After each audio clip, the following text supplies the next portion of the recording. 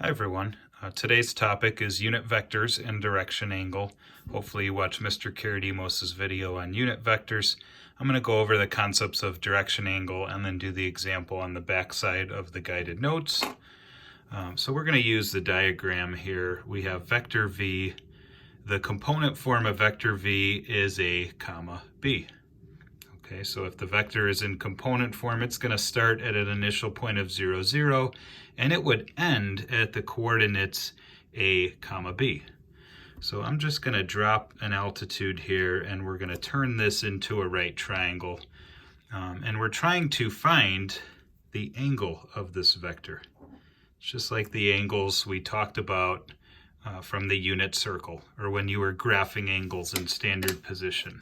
So if I know that this ending point is a comma b, that means I'm going to go right a units, and I'm going to go up b units. And then the hypotenuse would be the length of the vector, and we said the length of the vector is the magnitude. So I'm going to call the hypotenuse magnitude of v.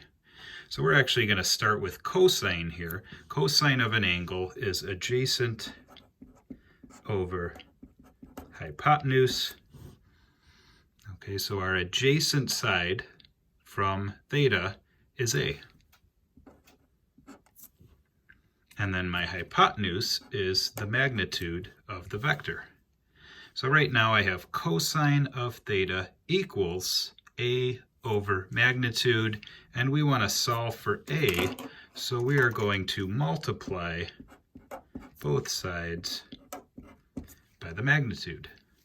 These will cancel out. A equals magnitude of vector v times cosine of theta. And we know a is the horizontal component, so the horizontal component is magnitude of v times cosine of theta. All right, and now we're going to go to sine of the angle. Sine is the opposite over the hypotenuse, and hopefully you can see the opposite is now going to be b, the vertical component.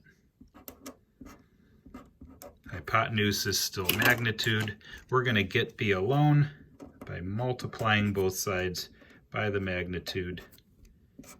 My magnitudes will cancel, and b equals magnitude of the vector times sine of theta. And b is the vertical component. So the vertical component is magnitude of vector v times sine of theta.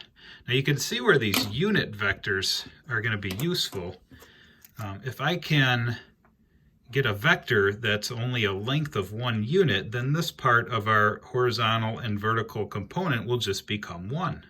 So if I'm working with a unit vector, the horizontal component is just cosine of the angle, and the vertical component is just sine of the angle. Okay, and then down here we can just write that as a linear combination. We'll put the horizontal component first, magnitude of v times cosine theta, and then we're going to use I, and there's a part on the earlier portion of the guided notes that talks about standard unit vectors for I and j. And then our vertical component would be magnitude of v times sine of theta times j. So that's just as a linear combination. Okay, let's go to the other side of the guided notes here. Our example is find components of vector v with direction angle of 125 and magnitude of 8. So I can make a sketch of this vector. I know I'm going to be in quadrant 2, about 35 degrees into quadrant 2. So past this line here. So there's our vector. This is 125 degrees, and the magnitude, or the length of this vector, is 8. Okay, we want the component form of that vector.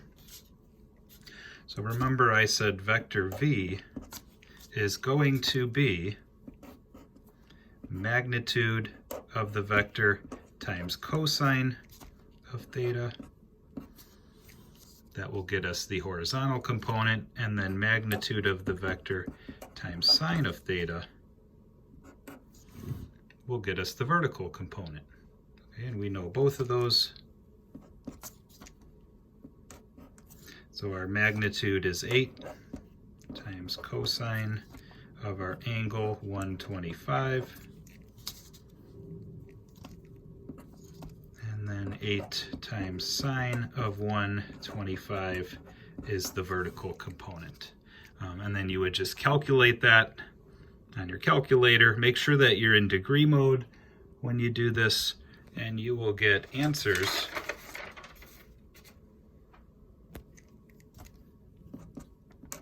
of negative 4.589. Sorry for the sloppiness here. That's our horizontal component, and our vertical component is 6.553. And we always round to 3 decimal places. Notice if you were going to graph this point, let's say we started our vector at 0, 0, and we graph this point as the terminal side. If I went left 4.589 and up 6.553, I would get to the end of our given vector. All right, and then if you want to write this as a linear combination, sometimes they'll ask you for that. It would just be negative 4.589i plus 6.553j. All right, thanks for listening.